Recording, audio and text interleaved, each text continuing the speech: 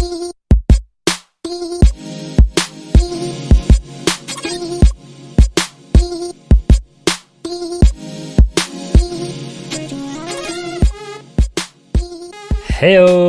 and welcome to another edition of the Arena Craft podcast dedicated exclusively to Magic the Gathering Arena.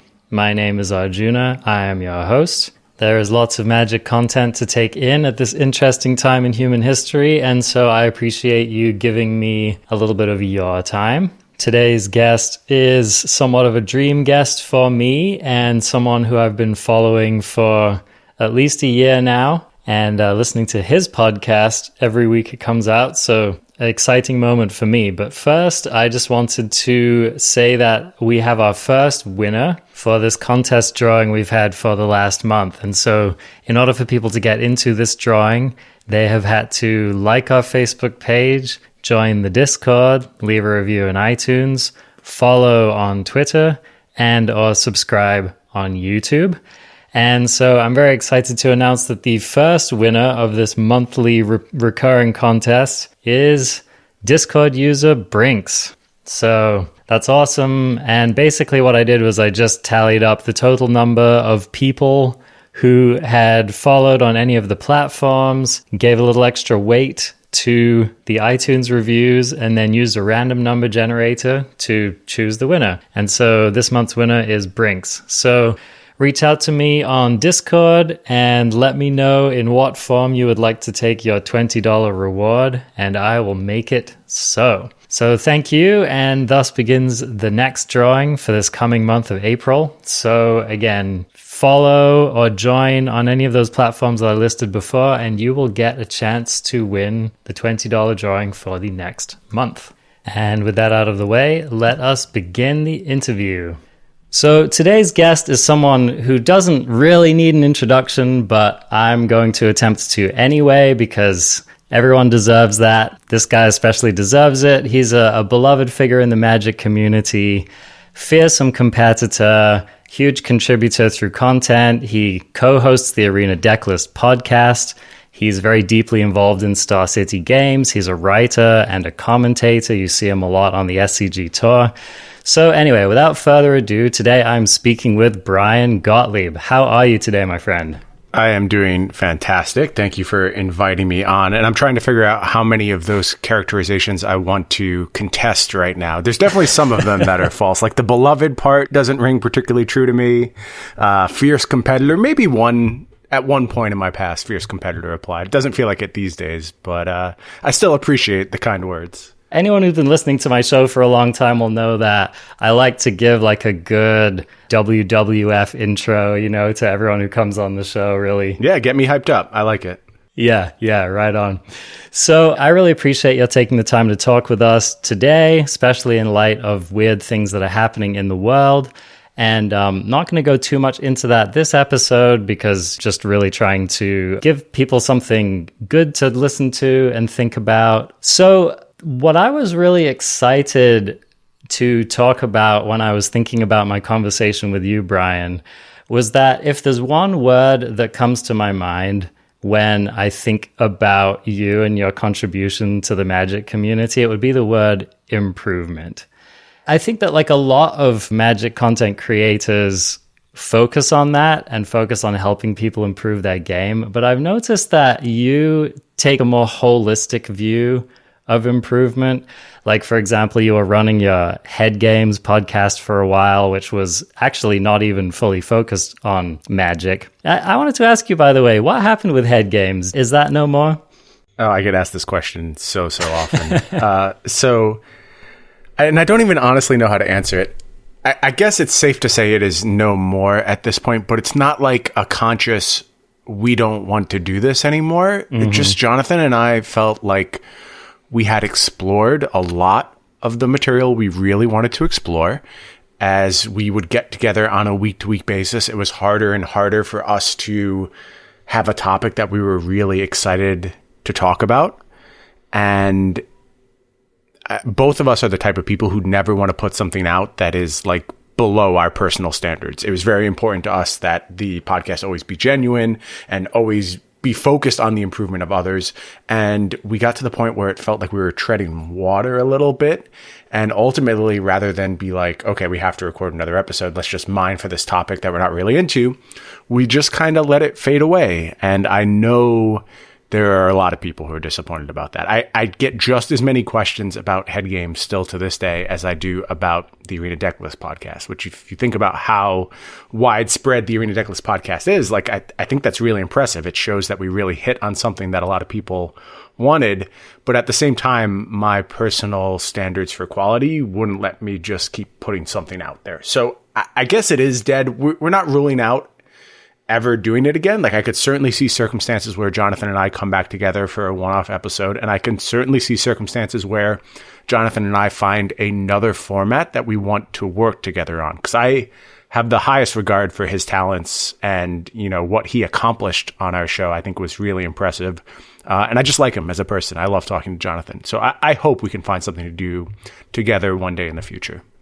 Yeah, you guys just had a great chemistry, and it was cool to hear you exploring your dynamic range as well, because this happens to me so much in Magic, where I'll see a content creator, and of course they're focusing on Magic because that's what they showed up to do, right? But you get these glimpses into people's lives, and Magic players are such interesting people. And so I just always love when I get that kind of glimpse behind the curtain and see what else is this person into, right? What else does this person do?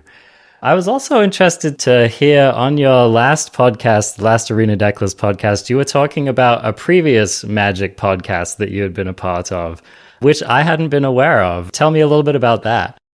I think most people are not aware of it, and it may not even exist on the internet anymore. Like, it's such a small deal that it almost is not worth mentioning, but it's also where my skills formed. It was just a podcast I did with a friend of mine, a local friend.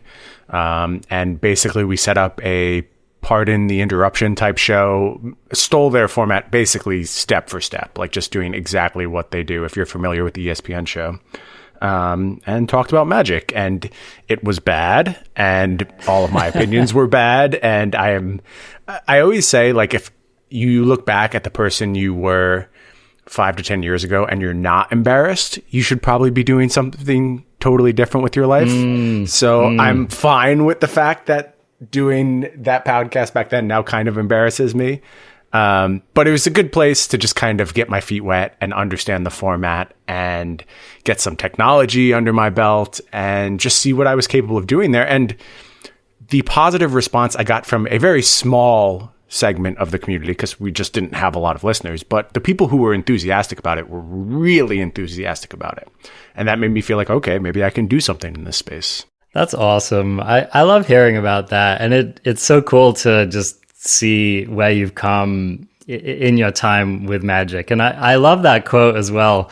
I used to hang on to my old journals and periodically reread them. And at some point I was like, I can't do this anymore. This is painful, too painful. Right? Yeah, it just hurts. And I still feel that way. Like, when I go and read old Magic articles I wrote, I'm just like, what am I doing here? What is this? And I know I'm going to feel like that about what I'm doing right now 5 years from now, but I am completely cool with that. And I think it just shows like a focus on continuing to improve as both a Magic player and a person. I love it. So bringing us back to this theme of improvement, there's a number of things that I wanted to ask you about today, but the broad strokes of what I'm thinking about is that when I look at the content you make, I think a lot of where you are most helpful, and you do so much, so I think this is a bold statement I'm making, but I think that's one of the things that you really help people with is from going from that, like, maybe I'm one of the better players in my local scene, or maybe I win a lot of F&Ms, and helping people go from that level to being a person who is maybe taking down a PTQ, or someone who's trying to take down a GP and stuff like that. And so that was what I wanted to talk with you about today, was what goes into going from being like a good player, or maybe being one of the better players that you know in your circle, to being a player who's actually posting results and actually having consistent finishes. I thought that I would start out by asking you, what happened for you that took you from being just someone who was enjoying Magic, playing it regularly, realizing you were pretty good at it. And then how did you start to approach that point where you started thinking, maybe I could actually be competitive with this? Like, what was happening there for you? So I think my situation is so weird, and I think the weirdness of it has shaped my engagement with Magic throughout. It has both helped and hindered my progression as a player, but I'll relay the story and then I can extrapolate some of what it has done for my growth process. Essentially, I was around Magic from the beginning. Like 1994 was when I was first playing, and no real competitive endeavors. Like, I wasn't going to tournaments, but I followed tournaments. I knew about tournaments. I played on Apprentice via IRC back in like 1997, 98. So actually, without being known to it, I was being exposed to a bunch of really good tournament players because there was a solid tournament scene at that time. But that wasn't my goal. I wasn't trying to make the Pro Tour at that point. And I kind of went off to college and drifted away from Magic and went to poker for a while, but ultimately came back to Magic as just something I really loved. Like, I appreciated the game and still not really thinking, oh, I'm going to compete at this or go to the Pro Tour. Just playing Magic online and doing well. It was paying for itself. I wasn't putting any money into Magic Online for a very long period of time, but still not thinking like, okay, this is when I make the next step and when I push for this thing. But finally I started, just attending some events locally and getting to know some of the people around and meeting some people who were going to go to GP Washington, D.C. in, I think, 2010.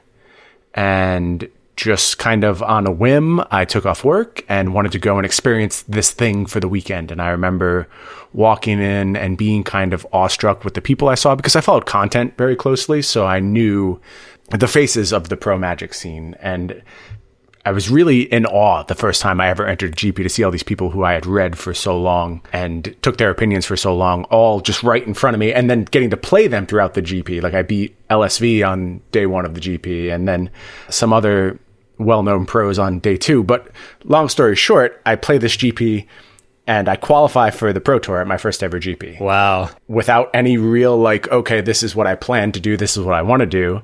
And just found myself in a position where it's like, okay, well, now it's time to get ready for a Pro Tour. And the first thing I did was reach out to who I knew to be the best player in my local area, Ben Lundquist, and connected with him.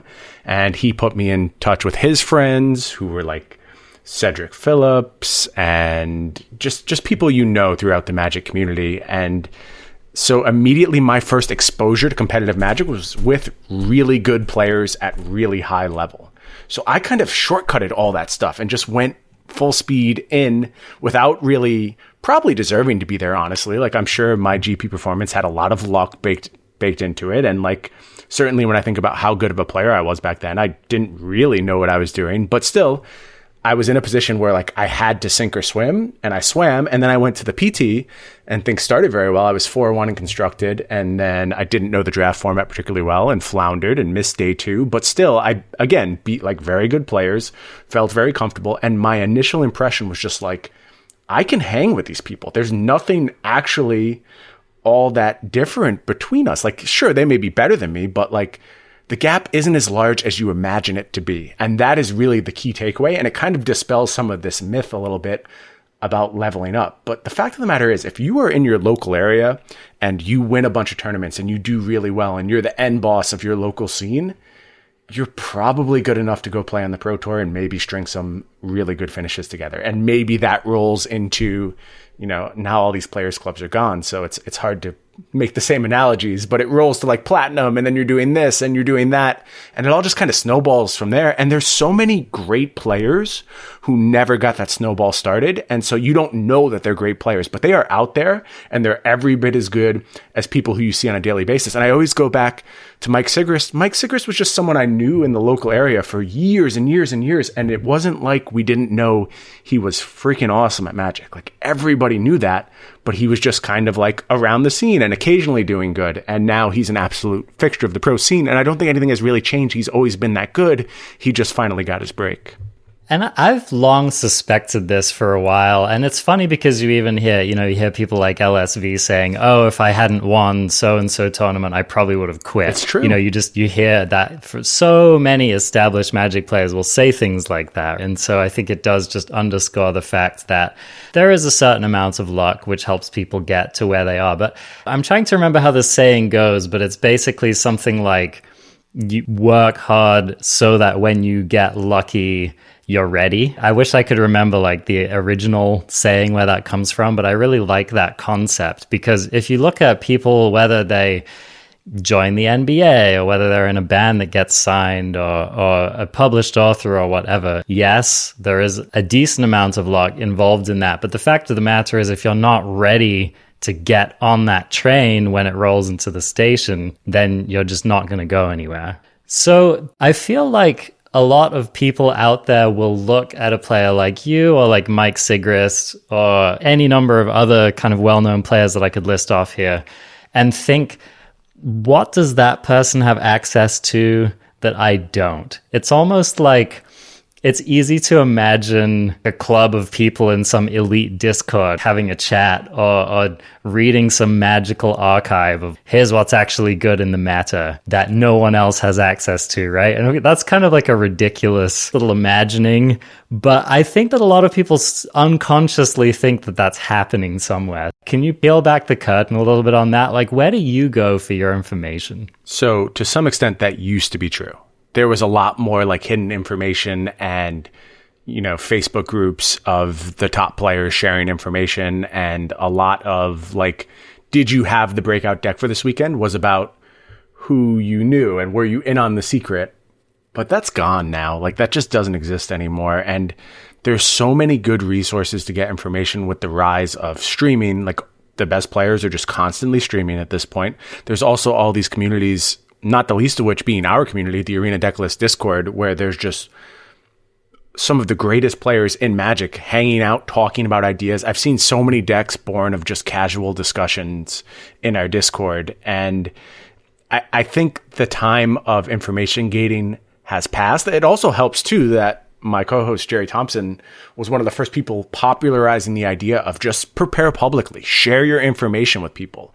He was one of the first people to share deck lists where everyone else kept them secret. He was upfront with what he was doing, and he proved that as a viable method of content creation and showed that it didn't really impact his results. Now, it may have had a small impact. Certainly, he relayed to me the PT he finished second at, where he was playing Mardu Pyromancer. He said everybody knew his deck list top to bottom, where he didn't have that advantage in every single round.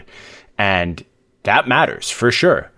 But he still finished second. So you overcome those deficits and you gain a lot of credibility, and there's other benefits to just being open with your information. And I think the Magic community at large has seized on those benefits at this point. Well, first of all, just another thing that makes Jerry Thompson an outstanding human being. I think that he is just a great example of how you can do things differently and follow your own integrity and post results and be a successful Magic player and not have to have this kind of scarcity mindset that so many people have around doing well. So mad props to Jerry in general, and also mad props to your Discord. For anyone who's listening to this who isn't yet in that Discord, I would highly recommend you go become a patron, check it out, because there really is some of the highest level content, highest level discussions about Magic happening in that Discord right now.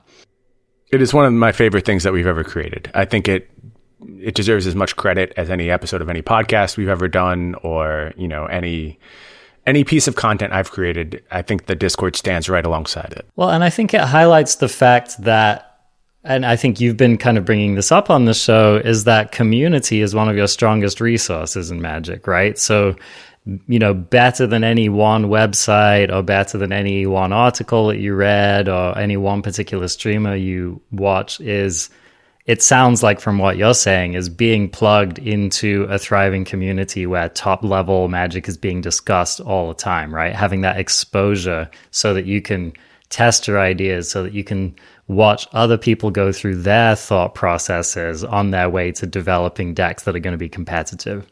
Right. And I think the best way to gain entrance to those communities is just by being forthright. And when you have something that's really good, the benefit of putting it out there to the world and letting them iterate on it and share in the successes of it is so much greater than the benefit of that one tournament where you think you have a secret that nobody else can take advantage of. That evaporates very, very quickly. And regardless of having just the absolute best deck in the room, it's still hard to convert. There's very few guaranteed outcomes in Magic. In fact, there's basically none. So you might break it 100% in half and it can still not go your way that day. And certainly we've all experienced that before. But if you break it in half and share that deck with 20 people and someone does really well with it, the benefits you reap from their success can be far greater than the individual benefits you would have gotten on your own anyway. I think a really good recent example of this is friend of the show and someone I've interviewed a few times so far, Aaron Gertler, right, with his Team of Clover list. Absolutely. And he's been trumpeting this deck from the rooftops for, it feels like for forever now, at least the last 6 months. And he finally took down DreamHack with the deck. And he had told everyone anything they would ever want to know about that deck. And it didn't change the fact that he was able to pilot it in an expert way and take down the tournament. So yeah, I really love how you're highlighting it, this kind of like new generation of Magic players who are processing information and sharing information differently. Another person who comes to my mind like this is Croquis, right? Someone who's just consistently at the top of the game. And you're basically watching him go through his thought process on stream. The man has few secrets from my perspective. You know what he's playing at that tournament. You know what he's been testing for. You know what he's been thinking about. I love that there is that opportunity. Yeah, I completely agree with you. And Aaron in particular was in our Discord all the time, basically just for months being like, nobody beats me when I play this deck. It's the best deck in the format. And some people listened. I think he was so modest and so like non-obtrusive about it that a bunch of people just swept it under the rug regardless of his extreme success. And certainly that changed very quickly when he took down a major tournament, but he was sharing all the information in our Discord. Any questions you had for Aaron about the deck, he would take the time to answer them. And beyond that, the thing that really impressed me about his demeanor, and I told him as much, was that regardless of this being his deck and him certainly having a huge lion's share of the ownership in its success, when somebody else interjected with their opinion on it, he listened every single time and took what they said very seriously, thought about it, considered it, either defended his choice to differ from them very eloquently or said, you know what, that's valid, I'm going to try that out. Every single time, that's the way he approached anyone's input. Yeah, I love it. And I think it just goes to show that even the top level players who are open-minded will reap the benefits of that. Because I think that this happens a lot in Magic and a lot in life in general, where you'll develop these kind of, I'm going to call them heuristic furrows in your life, where it's almost like a well-worn neural pathway where you just think, so-and-so card isn't good, unplayable, not going to think about it. And you just kind of trash it. And as far as most of your brain is concerned, that card is just gone. And then suddenly a space will open up for it in a meta. And if you're not willing to go back and re-examine that assumption and reroute those neural pathways in the mind, then you might just be leaving huge equity on the table. And I think that that's what Aaron did with cards like Escape to the Wild, right? Which are cards that nobody was playing. I mean, people just looked at that card and they did that. They just thought, unplayable, I'm done, I'm not coming back. And so Aaron's just quietly, and then in some ways not so quietly, like, hey guys, this card's actually really good. I've found a good shell for it. I really think that you should check this out. And I think that there are probably a lot of players who left equity on the table because they weren't willing to listen to him or weren't willing to consider that there might be another way to attack a meta that they just hadn't been open to before. I think you're exactly right. And the interesting thing about that too is that it works the other way as well. The most controversial episode of our podcast we have ever recorded was an episode entitled "The Scarab God is Unplayable." I remember. People rioted in the streets. Like they were just furious we would ever suggest the Scarab God was unplayable. But for the 2-week period of time that we were talking about, like immediately after the podcast, it was just not the correct time to be playing the Scarab God. Then 3 weeks later, when it was again the correct time to play the Scarab God, we had to listen to everyone yelling at us about how wrong we were and how stupid we were for calling the Scarab God unplayable. It's like, no, in that moment, it was unplayable. We were correct. And people just couldn't bring themselves to see that even a card as format defining as the Scarab God still has peaks and valleys. And Magic is a lot about identifying peaks and valleys and understanding when a particular card is strong. And if you're just defaulting to this card is too strong, you always have to play it, you're going to 100% make a mistake a good percentage of the time. Yeah, that's definitely something that has stood out as a defining feature of players who can do well, right? And a way that you can get an edge, I think, especially in an established meta, is just by having an openness of mind to considering things that maybe other people aren't considering, or to considering ways of taking existing lists and tuning them in a way that other people aren't really considering. And that's something that I wanted to ask you about, because I feel like you in particular, one of your strengths as a brewer and one of your strengths as a competitor is I think that you're very good at looking at an archetype, maybe even a well-established archetype, and just thinking like, what are those couple of cards that I would change in order to get a few more percentage points? Or I think that you're also one of those players who's very good at looking at a tournament and figuring out what's going to be good that weekend. So I was wondering if you could just take us through some of your thought process behind that, or how you start to evaluate that in any given moment. It's so hard to put that into words because it's become so ingrained. It's just how I have lived my life for the last 10 years. Like, okay, this was good this week. Here's what we're doing next week.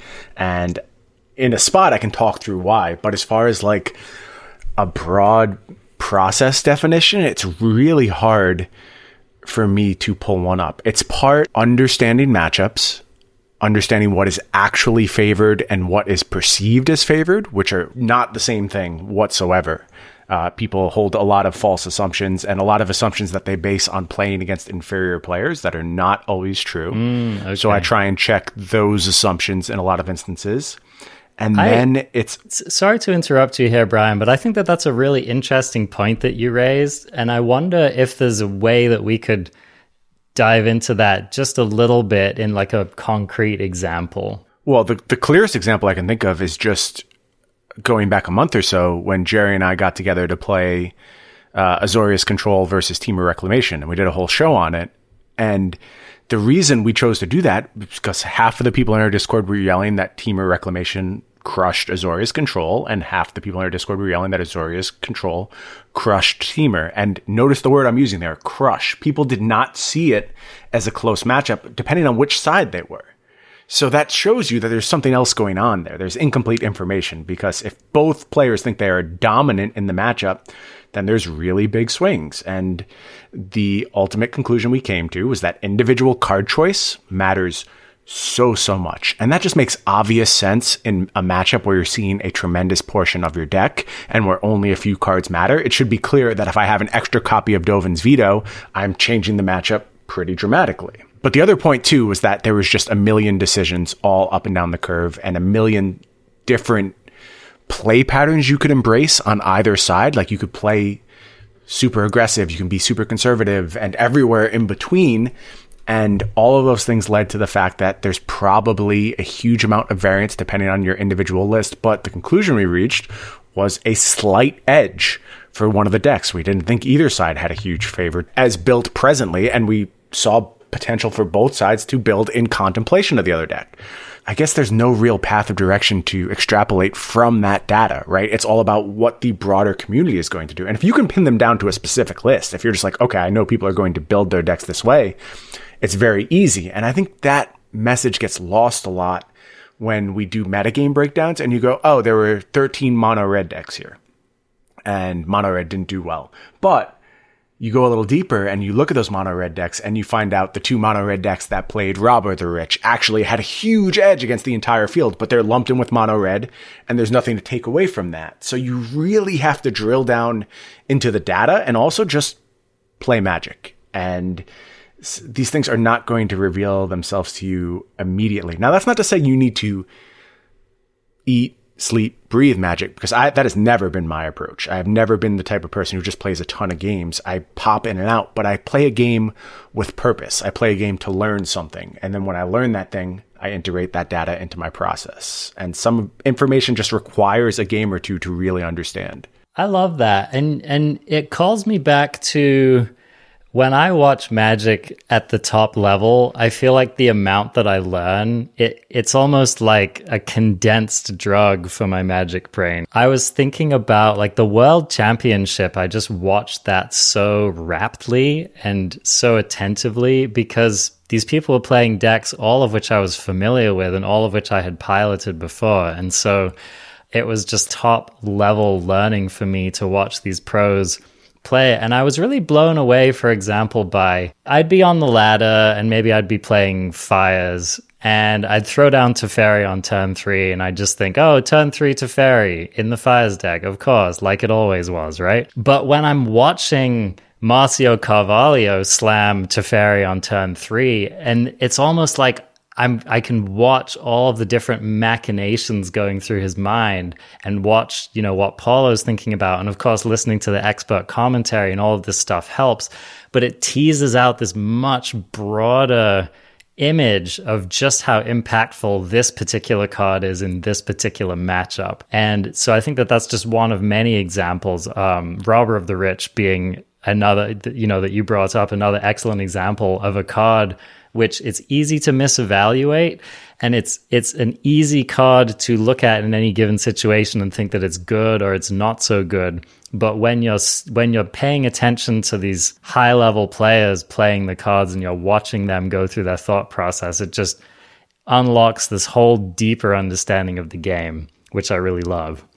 Yeah, they're leveraging the card in furtherance of a specific game plan. It's not just a raw, oh, this card is good or oh, this card is bad. It is, this card helps me achieve this goal, and if I achieve this goal, it leads to this goal, and this goal will allow me to win the match.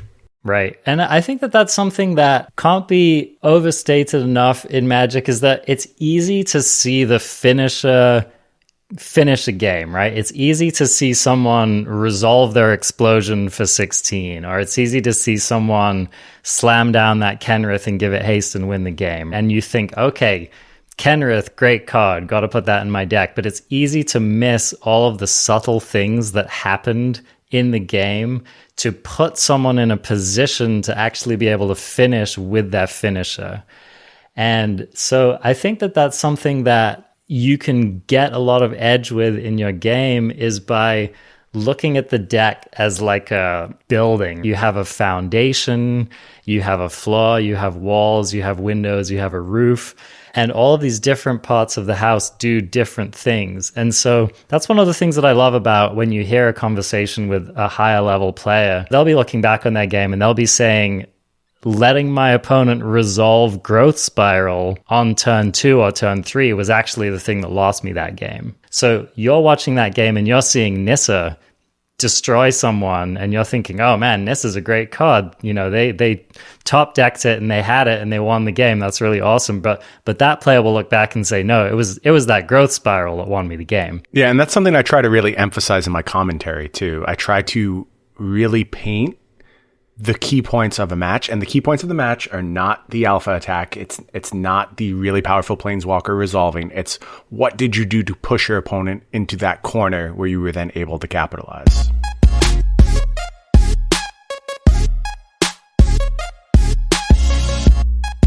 And shoutouts returns this week. First of all, we have Rich G. Shout out to Migvald Mig for hitting me up to playtest some standard decks yesterday. Thank you for being outgoing and rad. And just wanted to let you know we've had a number of players in our Discord community getting together, playing games, doing some testing, giving each other some input on decks, etc. And I've been doing it as well. For example, next shout out, Kenja. Shout out to Arjuna, myself, for hanging out last night and running some drafts with me. I learned a lot just from hearing you analyze lines of play, and I feel like a better player after. Thank you, Kenja. And, you know, I read this not so much as humble brags, but rather just to say that I really love drafting with other people. And, you know, sometimes, like, I've had a long day and I might not necessarily feel like playing a game myself, but I enjoy kind of backseat driving for somebody else. So if you would like to improve your draft game, just hit me up in the Discord and maybe I can help you do a draft. Maybe I can help you play a couple of your games. Whatever. I certainly enjoy doing that. Got another shout out here for Mig Vald Mig, this time from Stubby Stubble 21. Thank you, Mig Vald Mig, for a great game. Really want to see what the deck does. So Mig Vald Mig, apparently the MVP in our Discord community this week. Also, Mr. Granadas, shout out to ECHED0202. He was running Jund Sack versus my Jeskai midrange. Every single game was down to the wire, a slugfest, a grind, and in the end of game 3, he found 2 Mayhem Devils out, and a cat, and an oven, and a trail of crumbs, and brought me down to 1 HP. But I had 2 Stonecoil Serpents, and the Trample does not care about a blocking cat. Wow, what a game. So that's the kind of epicness we look out for here in the Shoutouts channel. That is awesome. Finally, I just wanted to give a shout out to Absurd Heroine and her community and my community for showing up live to my Twitch broadcast of our Deathmatch Face-Off last week. We had a fantastic time playing the Deathmatch format, which is a race to the bottom where the first person to lose wins. And so we got a chance to see a couple of different approaches in action. I brought a self-burn deck to the table, which ended up being a little bit too strong. Had to remove the shock lands, or all of the special lands from that deck actually, but it was still looks like the deck to beat in the format. I also, however, got crushed playing against her Magic Mirror deck, which just totally outperformed my self-mill deck. So classic Absurd Heroine deck construction going on there. Highly recommend that you watch that. And so the best way to do that is actually to go to her channel. Just look up Absurd Heroine on YouTube and you will find that video posted and you'll get to see our games. We had a few technical issues, so you're not going to get to see the whole thing. If you do want to see what you've missed, you can also go and see the replay on my Twitch channel. But really do make sure that you go watch our video. It's going to be much better edited and better produced and probably more entertaining than my VOD. Now, she tends to release her videos on Wednesday, so if you're listening to this right when I release this, it might not be up yet. As soon as that video is up, I will put a link to it in the show notes for this episode. So definitely go check that out, and she just makes amazing content, so I highly encourage everything that she does. Also, just wanted to shout out community member Saracenth for really doing a lot to promote that and help people get on the call. It was really great to have you there, and I hope to do it again sometime. All right, back to the interview. Okay, awesome. So I diverted you down this little side hallway because I thought that it was very easy thing to do. Yeah, we were going into how you start to dissect a metagame, how you start to evaluate those card choices, just those 1 or 2 cards that might make the difference. So what are some other things that you're taking into account when you're trying to make those little subtle choices? I always try to have holistic planning in the forefront of my brain. And what I mean by that is it's not about the individual card and, oh, is this card going to be good? It's about what my game plan is. And a really clear recent example I can think of as far as that goes, is going back to the Twitch Rivals tournament a few months ago. It was the first post-Oko ban tournament, and I did pretty well with Jund Sacrifice. And that was what really put that deck on the map, was a strong performance by multiple people in that tournament. But I was very, very clear that my plan for the mirror revolved around 6-mana Garruk, who I can't even remember the rest of the card name of that card because it sees such a small amount of play at this point. Is it Cursed Huntsman? Is that what it was? That sounds correct. Yeah, okay, we'll go with that. And look, ultimately that plan proved not to be the correct one for the mirror. Like, there were better ways to go about it. But at that formative stage, nobody had a really clear-cut plan. It was like, oh, I'll bring in some Noxious Grasps and I'll check witch's oven in this fashion, but mine was, no, I will play the entire game trading resources, leading to the point where I stick this Garrick, make my creatures large, and just get out of this whole bogged down quagmire that we're incentivized to play over and over.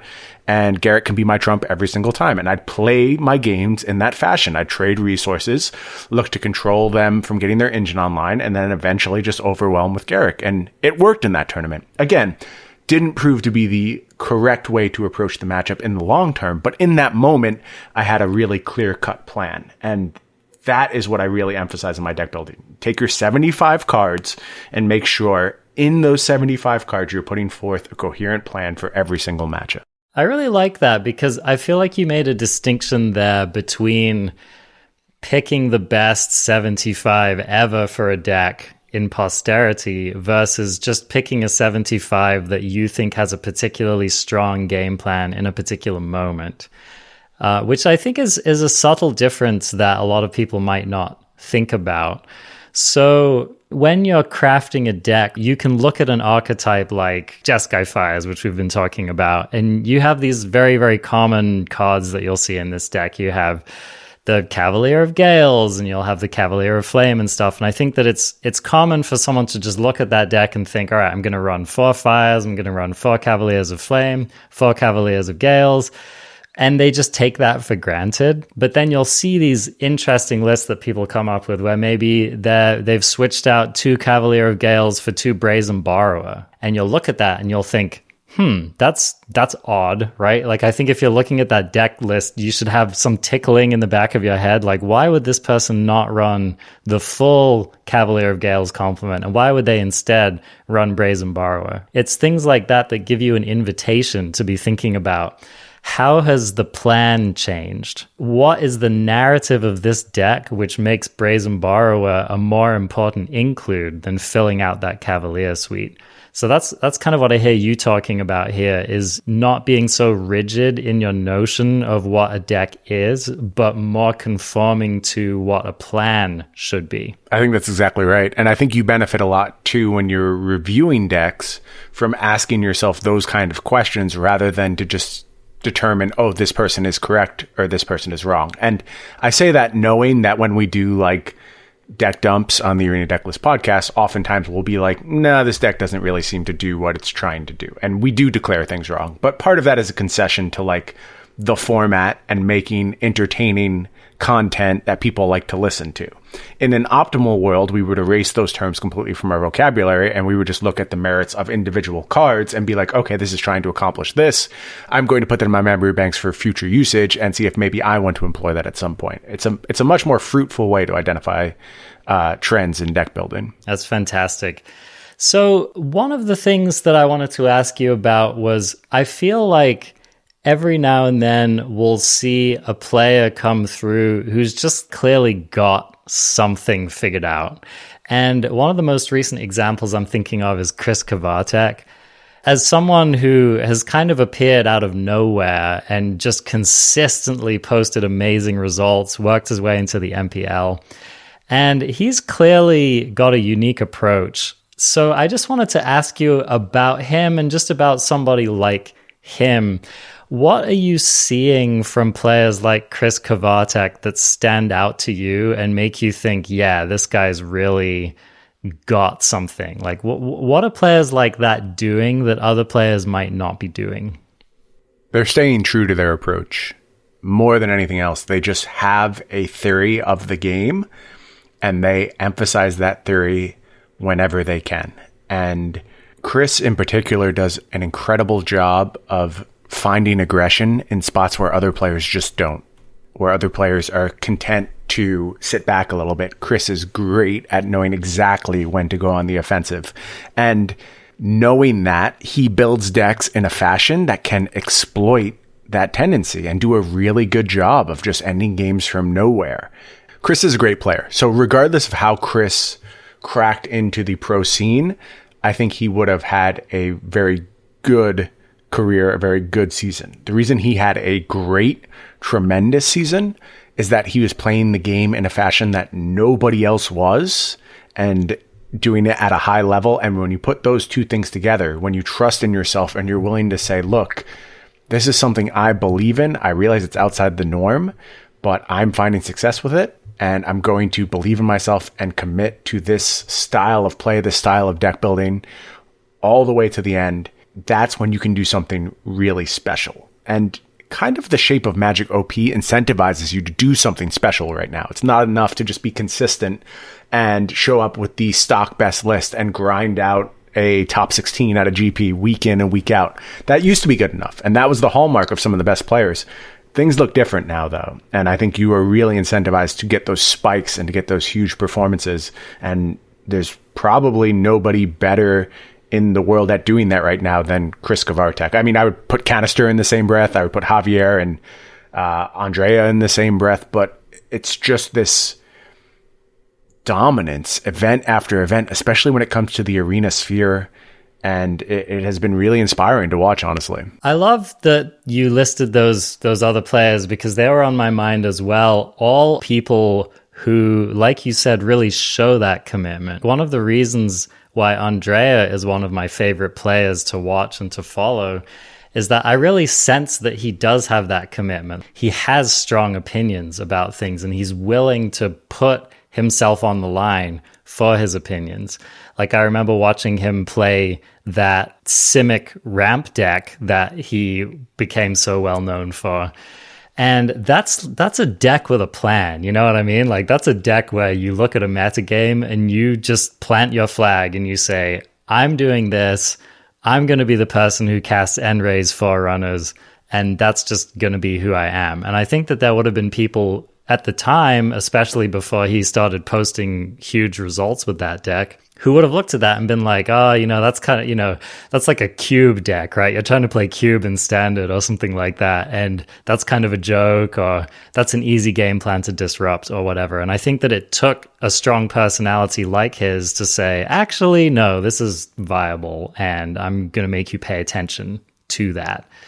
So I really like that. And again, you know, someone I've already mentioned on this podcast, but Crokies, I think, is another example of a player who will do that, or Aaron Gertler, right? These are all people who've had convictions and who have a style, who have been saying, look, if you have a theory for what can be good in a format, or in general, if you have a theory of what's good in Magic, and you're willing to pursue it hard enough and you're willing to be committed to it and try the iterations until you find the thing that works, then you really can break through with a good idea. And I think that that's one of the gifts of the current format that we're seeing right now, is that I feel like a lot of the most successful decks that you see are the product of people just trying that iterative process. You know, like the Bant lists at the moment have just, everyone's list is a couple cards off, right? Or Sultai especially. You know, you put any two Sultai players next to each other in standard, and they're probably not going to be playing the same list. And so I think that, like you said, that is an incentive that we have to pursue right now, and that's an opportunity that we have to stake our claim and to grow ourselves as Magic players. And I really love how you highlight the fact that it's kind of like a combination of listening to input, but also in identifying what really gasses you up about Magic and identifying what your strengths are and really pursuing those. And that dovetails really nicely into something I wanted to ask you about. You know, we've been talking a lot about general strategy and general improvement and stuff like that, but I wanted to just get a little personal here, if hopefully that's okay, and drop the waterline a little bit, and just ask you about your process personally of identifying your strengths, identifying your weaknesses, identifying your specific theories of Magic, and how to build a narrative out of that, or how to pursue those. So I wonder if you would be willing to just talk us through, either generally or with specific examples, of points in your Magic career where you've said, I think I could really improve on this, and what you've done to do that, right? Or a time when you've said, I think that this is one of my strengths and I'm going to leverage it in a certain way. So how have you gone about that? So I think I've been at this so long that I have a very clear sense of where my strengths and weaknesses lie at this point. And I would love to say that I'm going to work really hard to change my weaknesses and overcome them. The reality is, I don't know if that's going to happen at this stage of my career. I have some of that old man brain setting in, and I'm just not as, sharp and quick as I used to be. So I don't know if I have the potential to reform my weaknesses. But from a strength side of things, I think very early on. So I had a sense of this, but I misdiagnosed it. And what I mean by that is when I first moved to competitive Magic, I felt like I was a control player. That is how I identified. Like, oh, I'm just really good at playing control decks. And that was a simplification of where my strength actually lies. My strength lies in seeing how a game will play out many, many turns in advance and shaping my opponent's actions so that it breaks favorably for me. And to leverage that skill, it tends to be that I am playing control decks, but there are more mid-rangey approaches that really leverage that skill well. And occasionally an aggro deck pops up that can also really benefit from pushing your opponent into corners and having some proper planning. So I am very convinced that that's where my strength lies. And I can't tell you how many times I've walked away from a game being like, I shaped what my opponent did on every single turn of that game, and it was exactly what I wanted the whole time. And that's where I really feel my best Magic comes from. Now, when I am doing that, unfortunately, I'm going to mix in some head-ass shit along the way. And that is my weakness. I will just miss obvious things on the battlefield. Things that I should have clearly done will become evident to me on the next turn. Just weird lapses of concentration. And part of that is just like my mental state, being someone with a lot of ADD and a lot of focus issues. That's the reality of who I am. And I'm cool with that. And I think a lot of my playstyle has evolved to compensate from that, because if a game is going really long and I'm doing long-term planning, I can shrug off some of those little missteps along the way. Whereas if I'm playing a condensed 6 or 7 turn game and I have to eke out every point of damage, it's harder to overcome those missteps. Now, if I was still endeavoring to be like a MPL member, I would have to beat those kind of mistakes out of my game. And I can do that. If you give me enough reps, I will get to the place where I am no longer making those mistakes. But it really requires a lot of commitment, a lot of focus that doesn't really fit with what I'm trying to do in this space right now. More of my time is better spent thinking and contemplating and producing content. So I can't really dive in on that same level. But I'm cool with that. I figured out ways to adapt to it. And also another strength I would mention is just what we talked about already, understanding holistic game plans and building decks to account from them. Also, in early weeks, I'm very good at understanding what the best strategy is. And often week 1 tournaments, I said I had my greatest edge against the field. Mm-hmm. I think that is very clear to a lot of people from, I feel like you call really, really good shots. And would you say that is a result of your kind of meta level thinking? Because that's what I'm really hearing from you, is that I feel like in Magic, you have micro decisions, right? Should I counter this spell? Should I attack with this creature? And then, you have macro decisions. How am I going to play this turn? How's this game going? What's my focus? And it sounds to me like you have a very, very, a brain that grasps the macro quickly and easily, and that the micro might be a thing that you struggle with more. I'm curious, and maybe there's no concrete answer to this, but I'm just curious what kind of insights you're having that allow you to make those calls. Like, is it just that you are paying attention? Is it just that your brain is chugging on this in the background? What do you think it is that's making you able to say, yeah, I think this is going to be a really solid pick in week 1?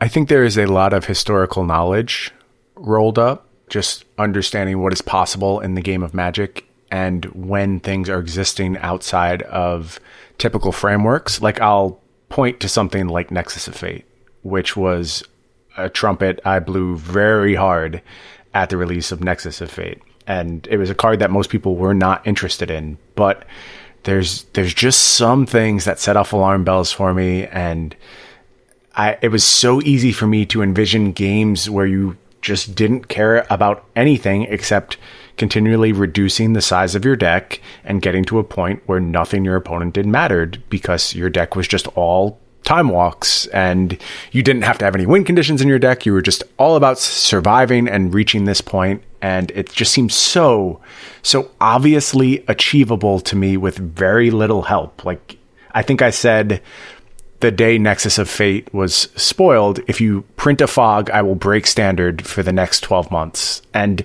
then a fog came out the next day. And I don't know if it went as far as like standard being broken, but there is no question that Nexus of Fate was a defining feature of standard for a very long time. And if you go back to the previewing of that card, nobody cared. Nobody was excited about it.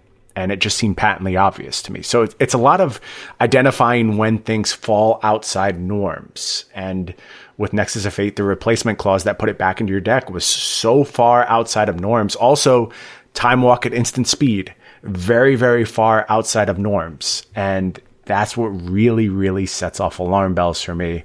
I can go to Once Upon a Time as a recent print. Like, that one's obvious. I don't even want any credit for that one because everyone was just like, what is happening here? Free spell, reducing variance, always having your key 1-drops. It was very clear that this card was going to be problematic. Oko, a little bit murkier for me at first, but the first time you put it onto the battlefield, it was very clear this just invalidates text boxes.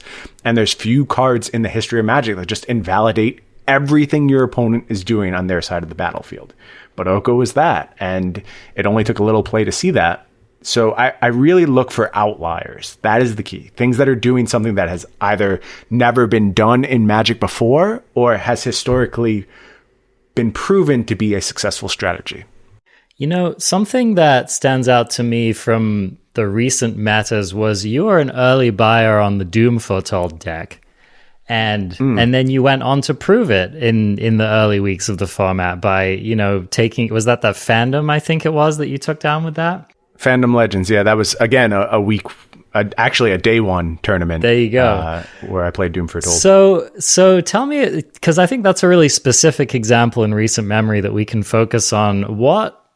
When did you start to think, okay, this might be a really viable deck? Because I think a lot of, like, I remember facing that deck on the ladder in the first days of the format and thinking, oh yeah, I mean, that's kind of a meme, and, you know, maybe they beat me because they just got a good draw or whatever. And it took me a while to really realize, like, no, this is a serious deck. So what was it about that deck that made the alarm bells go off for you?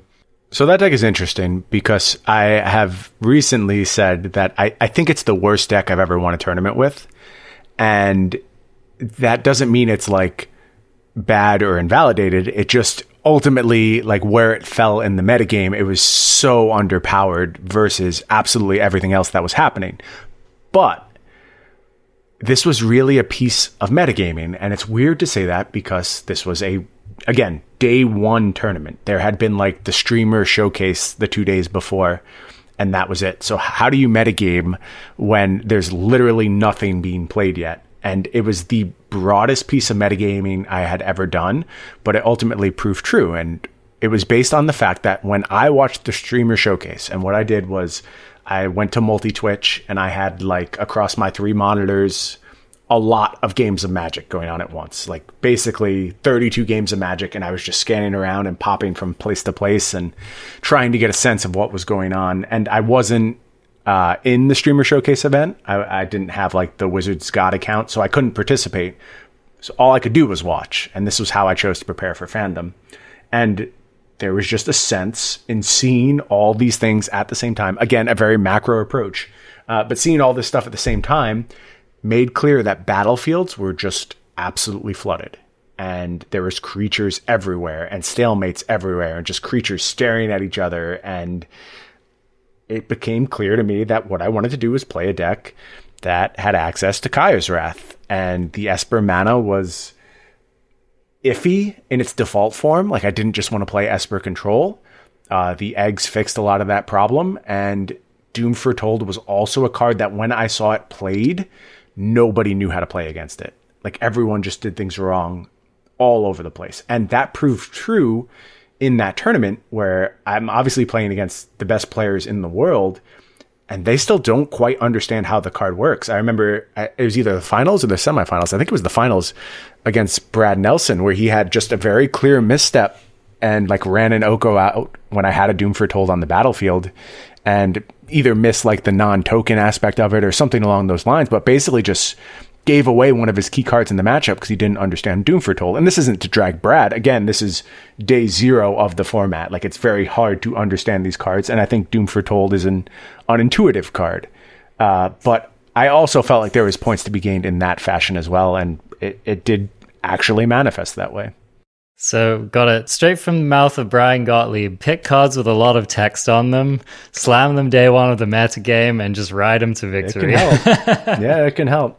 We're getting towards the end of our time here, but just a final question that I wanted to ask you before we go here is, are there any nuggets, or are there even just any kind of top-level thoughts that you have about things that you've learned from hanging out with some of the top-level players in Magic? How has spending time around players at the top level changed your appreciation of, or your understanding of, or your approach to playing Magic? I think it's done a lot to really emphasize my own approach, because hanging around these people, there's differences between them and I. There's things that they just do way better than I do. I see that routinely. I recognize that.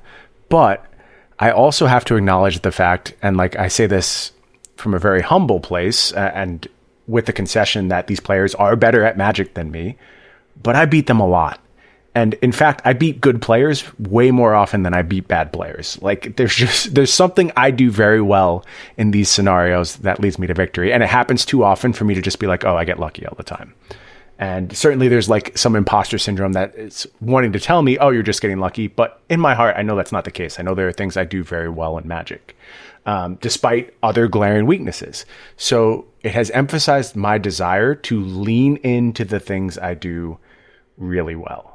And I think that's been reinforced by just sharing time with Jerry. And like, we differ a lot. We have contrasting opinions, but I have to have belief that like, this is something I do well. Again, like, go back to Nexus of Fate, not a card that Jerry was all that interested in. And I can point to a bunch of cards as we've gone on that he just had a low opinion of, where I was like, no, this is really good.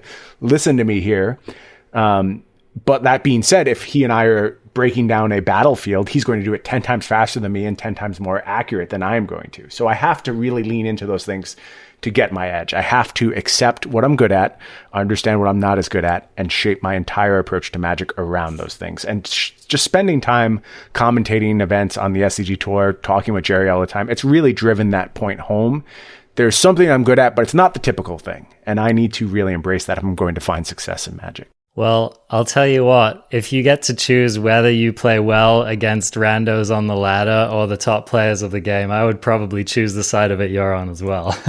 So it proved to be very lucrative last year, I'll say that. So I was happy it broke down that way. Indeed. Well, Bryan, thank you so much for taking the time to talk with us today. It's been a real pleasure just getting to get into some of the layers of your thinking, and I feel like you're truly someone who, like, there's just more layers to that onion. Every time I hear you talk, and the few times I've spoken with you, there's just always another thing to unpack, always another layer to get into. So anyone who's listening to this, I would highly encourage you to go check out the Arena Decklists podcast. I mean, I'm sure you probably already listened to them, but if you haven't heard of them, they also cover a lot of Arena stuff. They talk about Standard all the time. And Jerry Thompson, of course, one of the luminaries of the game. So that's just fantastic content. And also definitely encourage you to go and check out their Discord. Again, just one of the best resources for Magic on the planet right now. Also, people are tweeting at you all the time with their Arena Decklists, right? And is that just at Arena Decklists? Is that what that is? Correct. At Arena Decklists, send us your decks, let us know where you are on the ladder, and we try to share that information. Just because there really aren't any mechanisms to share ladder decks that are doing particularly well. And we saw that very early on in Arena's existence, tried to step up and get something going, and it has proven to be very successful, like 25,000 people following the account now and getting deck lists from us. So that's something we're happy to do for the community. And is that cross-format, like anything legal on Arena? Basically, I mean, the interest in historic just isn't quite there yet. If it manifests, then we will do more retweeting of historic decks. Similarly, it sounds like Pioneer is basically a certainty to arrive on Arena at some point. I expect at that point we might merge our other account, Pioneer Decklists. Yes, we do it all. And we'll start sharing those decks. But basically whatever people want to see about Arena, we will share. And there wasn't really any interest in like Arena draft decks, so we backed off of that pretty quickly. The rando formats occasionally we'll touch on, mostly not. We're trying to give as much useful information as we can, but if tastes change, we'll certainly adapt to them. Awesome. And just a great account to follow, I think, if you're wanting to take the pulse of Arena as well. Just follow Arena Decklists and just see what other people tweet at them, right? And you will start to get a sense of the shape of the meta and just what people are thinking about. You'll get to see if someone had a good run with a certain deck, took down an event or whatever. So yeah, couldn't recommend it enough. Bryan, is there anything else that you'd like to call out on this podcast just about, maybe it's a YouTube thing you're doing or anything else that you'd like for people to know about as far as content that you're making? We do some occasional YouTube posting. At this point, it's mostly just reposting of the podcast, but it is youtube.com/Arena Decklists. Occasionally, there are some videos we put up there. The aforementioned Team Reclamation Azorius Control videos we had up on YouTube. So you can keep an eye on that. Beyond that, I would just encourage everyone to think about the Magic community at this very trying time. There are a lot of people making content right now, trying to eke out a living doing so. This isn't a plug for myself, by the way. I am okay. I am more concerned about other folks in similar positions right now. If you appreciate someone's content, this is a really great time to let them know, to support what they're doing, to make sure they're able to get through these trying times as cleanly as they possibly can. It's going to be hard for all of us, but I'm sure every little bit of support will matter.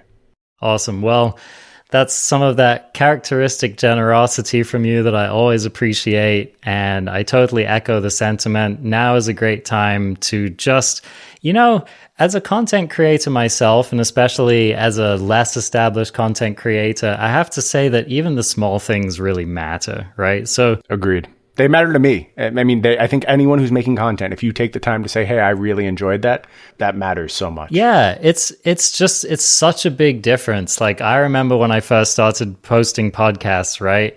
And it was like the difference between nothing and one comment was everything. Yep. I feel like if I record an episode or if I release a video or whatever, and one person says, hey, that was awesome, it's like that's it. That's enough for me. And I mean, of course, some content creators are paying their rent with it. Some content creators are, have other goals that they set with this stuff. But I think that what the initial impulse of creating the content was, I just wanted someone to benefit, or I just wanted someone to smile, or I just wanted someone to also enjoy this thing along with me. So yeah, I really love that. Reach out to people, let them know you appreciate them in whatever way you can, either financially or otherwise. Just follow them, show them love, give them reviews, and everything will be good, or at least will be just a little bit better than it otherwise would have been during this trying time. Well, thanks so much, Bryan. It's been an absolute pleasure having you on the show, and I will look forward to seeing you out and about. And that wraps it up for this week. And I'm excited. Next week, we're going to get back to standard. I've taken a little bit of a break from it because I was getting tired of the format, but got a cool guest coming up to help us dive back into it and explore some of the reasons that people are and aren't enjoying the current format. So I will look forward to that. And in the meantime, take care.